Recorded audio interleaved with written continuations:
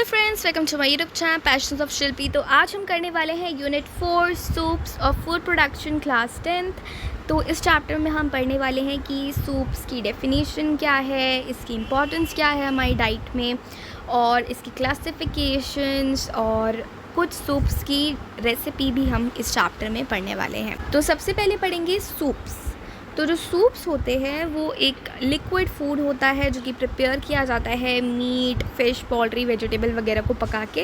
And इसमें different type के spices वगैरह यूज़ होते हैं, जैसे bay leaf, cloves, peppercorns, herbs वगैरह भी यूज़ होते हैं, जैसे कोरिएंडर, थाइम, बेसिल वगैरह। ठीक है, ये जो सूप है इसे हम मील के बिगिनिंग में सर्व करते हैं, क्योंकि ये जो सूप होता है इसे हेल्दी फूड माना जाता है एंड डाइजेस्ट करने में भी बहुत ज़्यादा इजी होता है। ये हमें न्यूट्रिएंट्स प्रोवाइड करता है, बहुत सफिशिएंट अमाउंट ऑफ फ्लूइड वगैरह हमें प्रोवाइड हो जाता है, क्योंकि इसमें पानी बहुत ज़्यादा यूज़ होता है। तो इस वजह से हमारी बॉडी को बहुत ज़्यादा फ्लूइड की ज़रूरत होती है। तो इसमें भी फ्लूइड बहुत ज़्यादा अमाउंट में होता है, तो हमारी बॉडी को फ्लूइड सफिशिएंट अमाउंट में प्रोवाइड कर देता है। ठीक है, 1 बोल फुल ऑफ सूप जो होता है वो हमें good amount of carbohydrate, protein, vitamin, mineral वगैरह प्रोवाइड कर देता है। जो सूप है उसे सर्व किया जाता है ब्रेड वगैरह के साथ, जैसे टोस्ट, स्टिक्स, रोल्स वगैरह। अब पढ़ते हैं टाइप्स ऑफ सूप्स। तो depending on the consistency of soup, मतलब जो सूप की कंसिस्टेंसी है उसके हिसाब से हम देख सकते हैं कि हमारे पास थिन सूप होते हैं, थिक सूप होते हैं। जो थिन सूप होते हैं उनकी कंसिस्टेंसी जो होती है थोड़ी वाटरी होती है, थोड़ी पानी की तरह होती है। एंड ये थोड़े से थिक होते हैं क्योंकि इसमें जो स्टार्च इंग्रेडिएंट यूज़ हुआ होता है वो इसे थोड़ा सा थिक कर देता है। लेकिन वहीं पे अगर हम बात करें थिक सूप्स की, जो थिक सूप्स होते हैं वो पर्पसली थिक किए जाते हैं, मतलब वो थिक ऑलरेडी नहीं होते हैं। इनमें हम और ज़्यादा स्टार्ची इंग्रेडिएंट्स को यूज़ करते हैं, ऐड करते हैं, और तब जाके इसमें थोड़ा थिकनेस आती है। ठीक है, लेकिन जो थिन सूप होते हैं उसमें ऑलरेडी जो इंग्रेडिएंट्स यूज़ हुए होते हैं उनमें थोड़ी स्टार्च वगैरह प्रेजेंट होती होगी, तो उसके वजह से ही वो थोड़े से थिक हो जाते हैं। लेकिन जो थिक सूप होते हैं उन्हें और ज़्यादा थिक करने के लिए हम अलग से स्टार्च इंग्रेडिएंट्स यूज़ करते हैं। ठीक है, ये इंटरेस्टिंग होगा हमारे लिए जानना कि जो सारे सूप्स होते हैं उन्हें हम गरम सर्व नहीं करते हैं। बहुत सारे ऐसे सूप्स हैं जिन्हें हम ठंडा सर्व करते हैं, जैसे कि जैलिकॉन्सिम, गस्पाचो, विशेस्योस, सरकी, ये सारे जो होते हैं इन्हें ठंडा सर्व किया जाता है और ये बहुत रिफ़्रेशिंग होता है समर्स में। एंड यहाँ पे हमें कुछ इनकी क्लासिफिकेशन दी हुई है सूप की, जैसे थिन सूप में आ जाता है clear soup, broth. Thick soup में आ जाता है cream soup, puree soup, bisque, veloute, chowders. International में आ जाता है mulligatawny, French onion soup, minestrone. ठीक है, अब इनके बारे में हम और ज़्यादा ब्रीफली पढ़ने वाले हैं। तो सबसे पहले आता है थिन सूप्स। जो थिन सूप्स होते हैं इनमें सबसे पहले आता है क्लियर सूप। जो क्लियर सूप होता है इसे हम फ्रेंच नेम से भी जानते हैं, जो कि है कॉन्सम नाम से भी इसे हम ज़्यादातर जानते हैं। एंड इसे हम प्रिपेयर करते हैं, जो लेफ़्ट ओवर, जो बचे हुए बोन्स होते हैं और वेजिटेबल होते हैं उनके थ्रू हम एक स्टॉक प्रिपेयर करते हैं और उसे हम क्लियर करते हैं with the help of meat और एग्स की हेल्प से हम उस स्टॉक को क्लियर करते हैं। और ये जो सूप होता है ये ट्रांसपेरेंट होता है और ये लाइट होता है, बहुत न्यूट्रिशियस होता है। इसमें से मीठी फ्लेवर आ रही होती है, बहुत स्ट्रॉन्ग मीठी फ्लेवर प्रेजेंट होती है इसमें। तो नेक्स्ट आता है ब्रॉथ। जो ब्रॉथ होता है ये सिंपल थिन सूप होता है, इसे हम प्रिपेयर करते हैं मीट, वेजिटेबल, इन सब का यूज़ करके। मतलब इस सूप में पर्टिकुलरली मीट भी यूज़ हो सकता है, पर्टिकुलरली वेजिटेबल भी यूज़ हो सकते हैं, या फिर दोनों भी एक साथ यूज़ हो सकते हैं।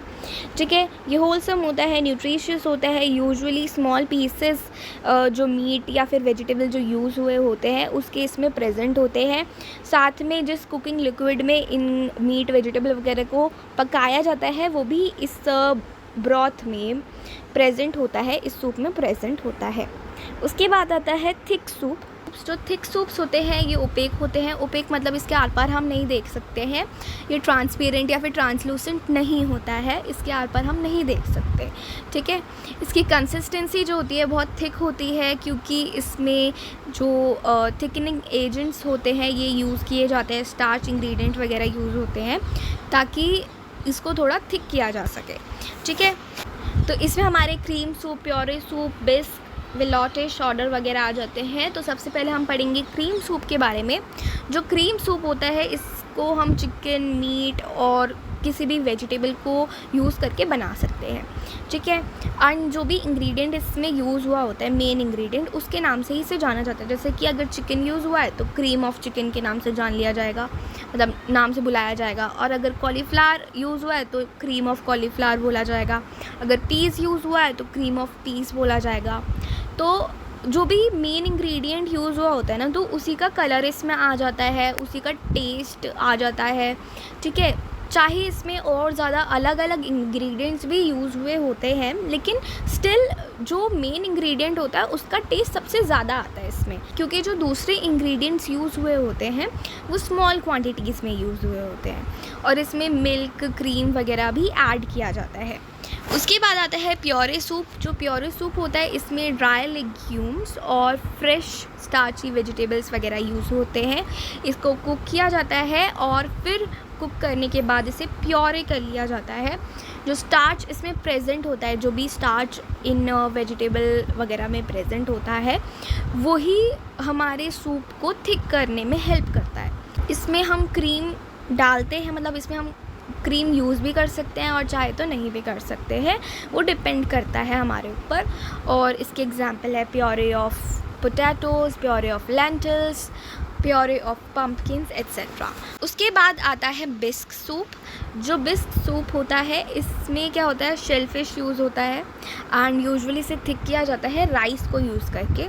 उसके बाद आता है वेलोटे सूप। जो वेलोटे सूप होता है इसमें मीट, वेजिटेबल के स्टॉक को यूज़ किया जाता है, जिसे थिकन किया जाता है फ्लोर को यूज़ करके। लेकिन वो फ्लोर कोई ऐसा वैसा नहीं होता है, उसे हम लाइट ब्राउन कुक कर लेते हैं, तब जाके हम उसे as a thickening agent use करते हैं, ठीक है। इसमें हम एग यॉक और क्रीम का मिक्सचर ऐड करते हैं और इसका एग्जांपल है चिकन वेलोटे, ठीक है। उसके बाद आता है शॉर्डर्स। जो शॉर्डर होता है एक सी फूड या फिर वेजिटेबल स्ट्यू होता है। इसे हम ऑफन सर्व करते हैं, अक्सर सर्व करते हैं मिल्क और क्रीम के साथ, और मोस्टली इसे हम खाते हैं सॉल्ट एंड क्रैकर्स के साथ, ठीक है। उसके बाद आते हैं इंटरनेशनल सूप्स। इंटरनेशनल सूप्स जो होते हैं ये उस अपने ओरिजिन के नाम से ज़्यादातर जाने जाते हैं, कि जहाँ पे ये बने हुए होते हैं। जैसे इंडिया में मलीगेटॉनी बना है, तो वो इंडिया के ओरिजिन के, मतलब अपने ओरिजिन के नाम से ज़्यादातर जाने जाते हैं, ठीक है। These soups are separately classified as international soups. इन्हें हम सेपरेटली क्लासीफाई करते हैं एज इंटरनेशनल सूप। कुछ पॉपुलर एग्जांपल्स हैं मलीगेटॉनी, फ्रेंच अनियन सूप जो कि फ्रांस से है, माइनस्ट्रॉन जो कि इटली से है। अब इनके बारे में थोड़ा ब्रीफली जान लेते हैं। जो मलीगेटॉनी होता है इस सूप में ब्रॉथ होता है, चिकन का, लैम्ब का, फ्राइड अनियंस होते हैं एंड स्पाइस्ड किया जाता है इसे करी पाउडर के साथ, और ऑफन वेजिटेबल, नट, एप्पल्स, राइस, इन सब को ऐड कर दिया जाता है। उसके बाद आता है फ्रेंच अनियन सूप जो कि फ्रांस से है। ये एक तरह का ऐसा सूप होता है जो कि मेनली बेस्ड होता है मीट स्टॉक के ऊपर और अनियंस के ऊपर, ठीक है। इसे अक्सर सर्व किया जाता है ग्रेटिनेटेड क्रूटॉन्स के साथ और चीज़ होता है इसके टॉप पर। फ्रेंच अनियन सूप के बाद आता है माइनस्ट्रॉन जो कि इटली से है, और जो माइनस्ट्रॉन होता है वो एक थिक सूप होता है। इसमें वेजिटेबल वगैरह यूज़ होता है और इसमें ज़्यादातर पास्ता, राइस वगैरह भी ऐड किया जाता है। इसके कॉमन इंग्रेडिएंट्स जो हैं वो है beans, onion, celery, carrot, stock and tomatoes. तो यहाँ पे हमारा चैप्टर कंप्लीट हो जाता है, लेकिन यहाँ पे रेसिपीज़ हमें दी हुई है जो कि आप पढ़ सकते हो, ये इतनी इम्पॉर्टेंट नहीं है। आप चाहो तो इनको बस एक बार रीड कर लीजिएगा और इसे आप ट्राई भी कर सकते हो अपने घर पे। तो यहाँ पे हमारा जो चैप्टर है वो कंप्लीट हो जाता है। एंड अगर आपको कोई भी क्वेश्चन हो, कुछ भी पार्ट आपको चैप्टर का समझ ना आया हो तो आप कमेंट में पूछ सकते हैं। सो आज के लिए बस इतना ही। Thanks for watching.